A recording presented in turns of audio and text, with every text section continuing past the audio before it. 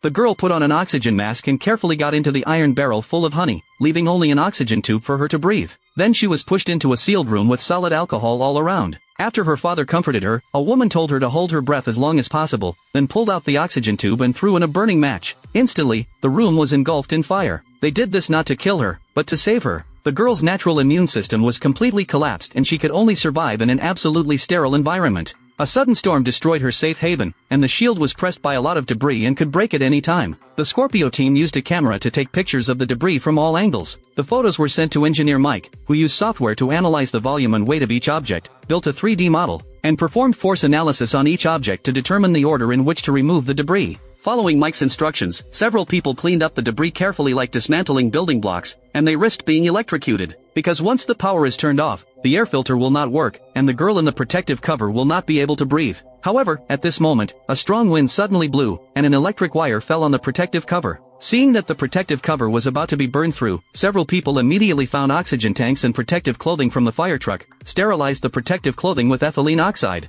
and then sterilized the oxygen mask with steam, then signaled the girl to put it on quickly. After the girl put on the oxygen mask and protective clothing, Annie immediately cut the protective cover with a knife and rescued the girl before the protective cover collapsed. Next, they will take the girl to the newly built sterile room. However, because the protective clothing on her body was not ventilated after disinfection, the girl had an allergic reaction to ethylene oxide, and many small red spots appeared on her body. She could no longer breathe normally and had to take off the protective clothing quickly, otherwise she would soon go into anaphylactic shock. To solve this problem, the Scorpio team thought of honey, which is sterile and has antimicrobial and antibacterial properties. However, once the protective suit is taken off, the girl will be exposed to bacteria in the air. Jack immediately found a carpet and kept grinding it with a grinder to create an ionosphere, temporarily isolating the microorganisms and bacteria around the girl. After the girl took off her protective suit and enjoyed the long-lost sunshine, she slowly got into a bucket full of honey, put her in the honey bucket, and then used the flame to burn all the bacteria and oxygen in the room to create a completely sterile new environment. As the flame heated up, blisters appeared on the girl's skin, the honey gradually hardened, and her body was fixed. The girl stopped moving, and the woman realized that the girl could not bear it for too long, so she immediately cut off the oxygen supply in the room. Without oxygen, the flame was extinguished almost instantly. The doctor quickly input filtered sterile oxygen.